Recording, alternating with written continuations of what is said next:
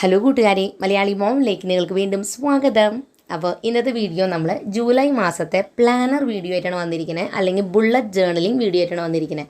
Bullet ജേർണലിംഗിന് ഞാൻ പറഞ്ഞതിൻ്റെ കാര്യം, സാധാരണ നമ്മൾ ജേർണലിംഗ് ചെയ്യുമ്പോൾ അത് എഴുതുക ഒരു ടൈപ്പ് ബുക്ക് അതിന് വേണ്ടിയിട്ടുണ്ട്. സാധാരണ ഒരു നോട്ട്ബുക്കിലല്ല നമ്മൾ എഴുതുക, ഗ്രിഡ് നോട്ട്ബുക്ക് അല്ലെങ്കിൽ ചെറിയ ചെറിയ ഡോട്ട്സ് ഉള്ള ഒരു ടൈപ്പ് ബുക്കുണ്ട്. അത് കട്ടിയുള്ള പേജുള്ളൊരു ബുക്കാണത്. അപ്പോൾ ഞാനിപ്പോൾ ആദ്യമായിട്ടാണ് അങ്ങനത്തെ ഒരു നോട്ട്ബുക്ക് വാങ്ങിയിട്ടുള്ളത്.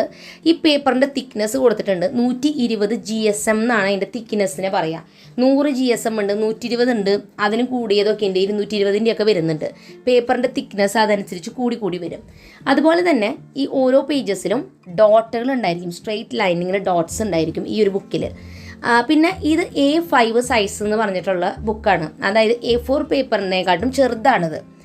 ഈ ബുക്കിനൊരു പ്രത്യേകതയുള്ളത്, കട്ടിയുള്ളതുകൊണ്ട് തന്നെ നമ്മൾ സ്കെച്ചൊക്കെ ഉപയോഗിക്കുമ്പോൾ സ്പ്രെഡ് ആവുക അങ്ങനത്തെ കാര്യങ്ങളൊന്നുമില്ല. അതോടൊപ്പം തന്നെ ചെറിയ ചെറിയ ഡോട്ട്സ് ഉള്ളതുകൊണ്ട് നമുക്ക് പിക്ചേഴ്സൊക്കെ വരയ്ക്കുമ്പോൾ നല്ല രീതിക്കും അളവോട് കൂടി വരയ്ക്കാൻ പറ്റും. അപ്പോൾ ഈ പ്രാവശ്യം പ്ലാനർ ഞാൻ വരച്ചു കഴിഞ്ഞപ്പോൾ ഇസയും റോസും പ്ലാനർ അതുപോലെ തന്നെ, ഈ റോസ് വരച്ചിട്ടില്ല, ഇസ അതുപോലെ തന്നെ നോക്കിയാണ് സാധാരണ വരയ്ക്കാറ്. ചിലവർ എന്നോട് ചോദിക്കാറുണ്ട് അവർക്ക് ഈ ബുക്ക് കൊടുക്കുമോ അല്ലെങ്കിൽ എങ്ങനെയാണ് ചെയ്യാമെന്ന്. അവൾ തന്നെ സ്വന്തമായിട്ട് പ്ലാനറൊക്കെ വരയ്ക്കാറ്. ഈ പ്രാവശ്യത്തെ നമ്മുടെ ബുള്ളറ്റ് ജേർണലിങ്ങിൻ്റെ തീം നമ്മൾ എടുത്തിരിക്കുന്നത് വാട്ടർമെലൺ ആണ്. ഞാൻ എടുത്തിരിക്കുന്നത്, എനിക്ക് എന്തോ എൻ്റെ മനസ്സിൽ വാട്ടർമെലൺ പെട്ടെന്ന് ഓർമ്മ വന്നു. അപ്പോൾ ഞാൻ ആ ഒരു തീമാണ് എടുത്തിരിക്കുന്നത്, ആ ഒരു ആശയമാണ് എടുത്തിരിക്കുന്നത്. നിങ്ങൾ ഏത് തീമാണ് ഈ പ്രാവശ്യം എടുക്കാൻ പോകണമെന്ന് കമൻറ്റ് ബോക്സിൽ പറയാം. അതുപോലെ തന്നെ നിങ്ങൾക്ക് പുതിയ തീംസ് ട്രൈ ചെയ്യണമെന്നുണ്ടെങ്കിൽ നിങ്ങൾക്ക് നമ്മൾ ഇതുവരെ ചെയ്തിട്ടുള്ള വീഡിയോസിൻ്റെ പ്ലേലിസ്റ്റ് ഞാൻ ഡിസ്ക്രിപ്ഷനിൽ കൊടുക്കാം, കമൻറ്റ് ബോക്സിലും കൊടുക്കാം. നിങ്ങളുടെ പിക്ചേഴ്സ് ഇതുപോലെ നിങ്ങൾക്ക് വേണമെങ്കിൽ അയച്ചു തരാം. എനിക്ക് ഒരുപാട് പേര് പിക്ചേഴ്സ് അയച്ചു തന്നിട്ടുണ്ട് ഈ പ്രാവശ്യം, കഴിഞ്ഞ വട്ടം നമ്മുടെ സ്റ്റഡി ജേർണൽ കണ്ടിട്ട്.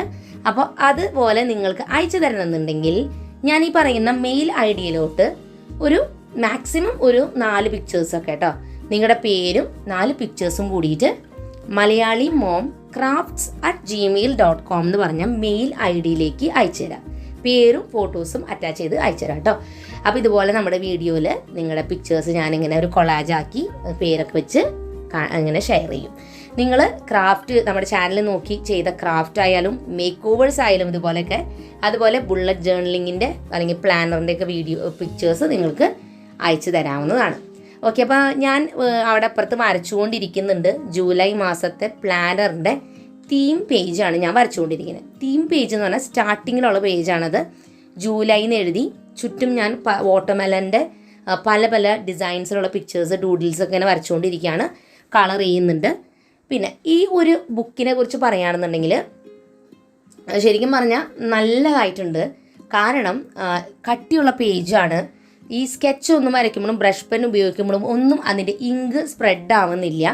120 GSM-ൻ്റെ ബുക്ക് തന്നെ എന്തായാലും വാങ്ങാം. ആ തിക്നെസ് ഉള്ള ബുക്ക് തന്നെ വാങ്ങണം കേട്ടോ. അതിലും കുറേ 100 GSM-ൻ്റെ ഒക്കെ വരുന്നുണ്ട്, പക്ഷെ അത് ചിലപ്പോൾ സ്കെച്ച് സ്പ്രെഡ് ആവാൻ സാധ്യതയുണ്ട്. അപ്പോൾ നിങ്ങൾ വാങ്ങാൻ ഉദ്ദേശിക്കുന്നുണ്ടെങ്കിൽ ഇത് ഒക്കെ ഒന്ന് ശ്രദ്ധിക്കുക. ഞാൻ വാങ്ങിയതിൻ്റെ ലിങ്ക് ഡിസ്ക്രിപ്ഷനിൽ കൊടുക്കാം. നിങ്ങൾക്ക് ആമസോണിൽ ഒരുപാട് മോഡൽ കിട്ടുന്നുണ്ട്. നല്ല റിവ്യൂസ് നോക്കിയിട്ട് നിങ്ങൾ വാങ്ങാം. സ്കെച്ചൊക്കെ ഉപയോഗിക്കുന്നുണ്ടെങ്കിൽ കട്ടിയുള്ള പേപ്പർ തന്നെ ഉപയോഗിക്കുക. നിങ്ങൾ കണ്ടിന്യൂസ് പ്ലാനർ ഉപയോഗിക്കുന്നുണ്ടെങ്കിൽ മാത്രം വാങ്ങിയാൽ മതി ബുക്ക്, അല്ലെങ്കിൽ വാങ്ങണ്ട. നോർമൽ ഒരു വൈറ്റ് പേജ് നോട്ട് ബുക്കോ ലൈനുള്ള നോട്ട് ബുക്കിലോ ഉപയോഗിച്ച് നോക്കി. നിങ്ങൾ എന്തായാലും നിങ്ങൾ പ്ലാനർ ഉപയോഗിക്കുന്നുണ്ടെങ്കിൽ മാത്രം വാങ്ങിയാൽ മതി. കാരണം അല്ലെങ്കിൽ അത് വെറുതെ വേസ്റ്റായി പോകും. പലപ്പോഴും ഞാനായാലും ഇങ്ങനെയൊക്കെ ഉണ്ടാക്കിയാലും തിരക്കൊക്കെ വരുമ്പോൾ ചില ദിവസം എനിക്ക് ഫില്ല് ചെയ്യാനോ എഴുതാനോ പറ്റില്ല, അപ്പോൾ വിട്ടുപോകും. അപ്പോൾ ആ പേജേ വേസ്റ്റായി പോകും. അപ്പോൾ അതുകൊണ്ടാണ് പറയണത്, നിങ്ങൾ ചെയ്യുന്ന ഉറപ്പുള്ളെങ്കിൽ മാത്രം ചെയ്യുക. തീം പേജ് നമ്മൾ എഴുതി കഴിഞ്ഞിട്ടുണ്ട്. നമ്മൾ റെഡും ഗ്രീനും ഒരു കോമ്പിനേഷനിലാണ് ഓവറോൾ ചെയ്യാൻ പോണത് കേട്ടോ. നെക്സ്റ്റ് പേജ് ഞാൻ ഈ ഒരു ബുക്കായതുകൊണ്ട് ഏറ്റവും വലിയൊരു ഗുണം, ഞാൻ അപ്പുറത്തെ സൈഡിൽ വരച്ചപ്പോൾ ഇപ്പുറത്തോട്ട് അത് സ്പ്രെഡ് ആവാത്തതുകൊണ്ട് എനിക്ക് പേജിൻ്റെ 2 വശവും നല്ല രീതിക്ക് ഉപയോഗിക്കാൻ പറ്റുന്നുണ്ട്.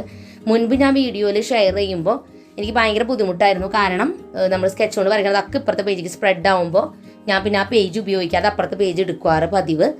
അപ്പോൾ ഞാൻ അടുത്ത പേജിൽ ഒരു വാചകം എഴുതിയിരിക്കുകയാണ്, ഒരു കോട്ട് എഴുതിയിരിക്കുകയാണ്. You are one in a melon. അതായത് പല ടൈപ്പ് തണ്ണിമത്തങ്ങളുണ്ടാവുമ്പോൾ ഒരെണ്ണം സ്പെഷ്യലായിട്ട് ഉള്ളതുപോലെ തന്നെ നിങ്ങൾ എല്ലാവരിൽ നിന്നും വ്യത്യസ്തരാണെന്നാണ് ആ ഒരു കോട്ടിൻ്റെ ഉദ്ദേശം. അപ്പം ഞാൻ അത് കാലിഗ്രഫി ഞാനിങ്ങനെ കുറച്ച് പഠിച്ചു വരുന്നു, അത്രയും നന്നായിട്ടൊന്നുമില്ല. ഞാൻ ട്രൈ ചെയ്യുന്നുണ്ട് എനിക്ക് പറ്റാവുന്നതും. അപ്പം ഞാൻ എന്താ പറയുക, ജസ്റ്റ് വീഡിയോസൊക്കെ കണ്ട് അങ്ങനെയാണ് പഠിക്കുന്നത്. ഞാൻ ട്രൈ ചെയ്യുന്നുണ്ട്, പക്ഷെ പലപ്പോഴും ഫുള്ളായിട്ട് അങ്ങോട്ട് കംപ്ലീറ്റ് ആയിട്ടില്ല. ഒന്നുകൂടിയൊക്കെ ബെറ്റർ ആക്കാൻ ശ്രമിക്കട്ടെ.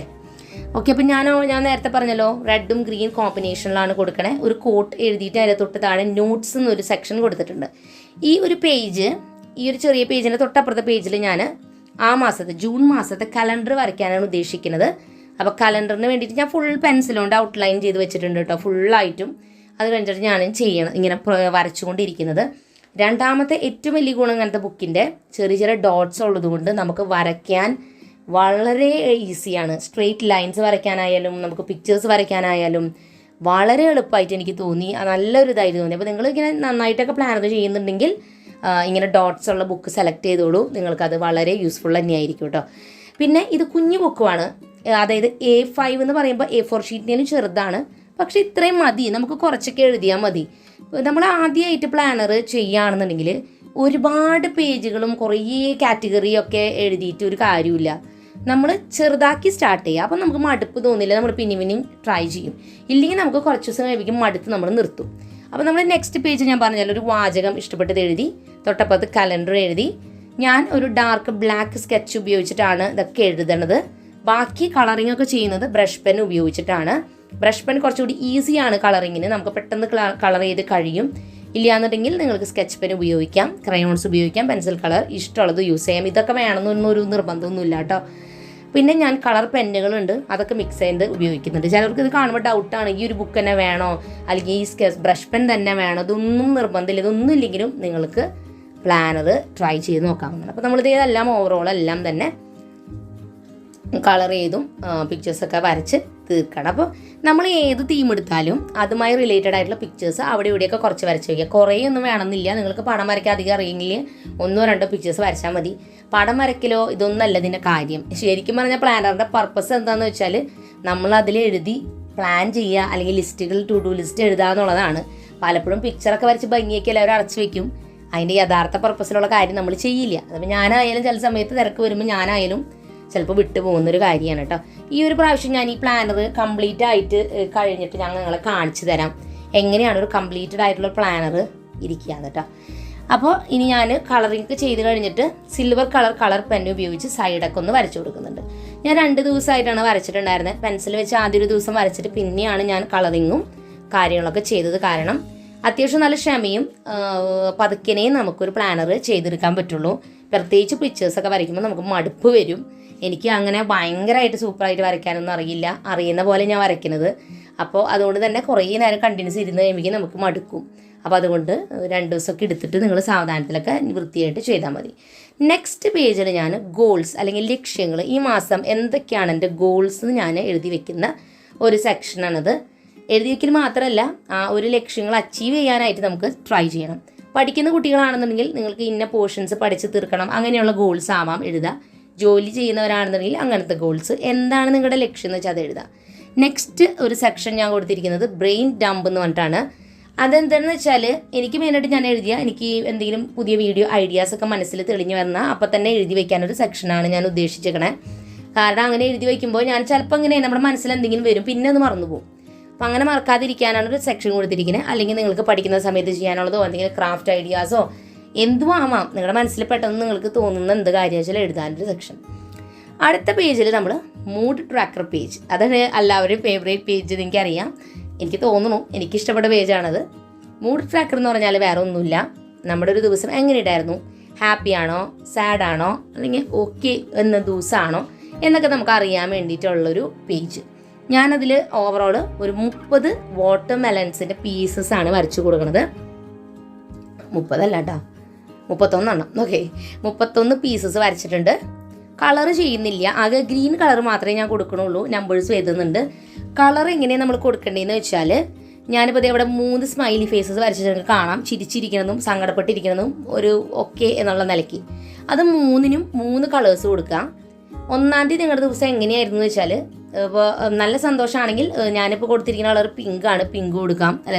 ഒരു ഓറഞ്ച് പോലത്തെ കളറാണ്. ഇനി മൂഡ് ഓഫ് ആണെന്നുണ്ടെങ്കിൽ റെഡ് കൊടുക്കാം. ഒട്ടും രസം ഉണ്ടായില്ല ആ ദിവസമാണെങ്കിൽ പിങ്ക് കൊടുക്കാം. അങ്ങനെ ഇഷ്ടമുള്ള കളേഴ്സ് നിങ്ങൾക്ക് ഡിസൈഡ് ചെയ്യാം, അങ്ങനെ നിങ്ങൾക്ക് കൊടുക്കാം. അപ്പം ഞാൻ അത് കളർ ചെയ്ത് കഴിയുമ്പോൾ എനിക്ക് തോന്നി ഇത്തിരി കൂടി കളർഫുൾ ആക്കാൻ വേണ്ടിയിട്ട് കുറച്ച് കളേഴ്സൊക്കെ ഒന്നും കൂടി ഞാൻ അവിടെ ഇവിടെയൊക്കെ ഡെക്കറേഷനും അങ്ങനത്തെ പർപ്പസൊക്കെ ചെയ്തു.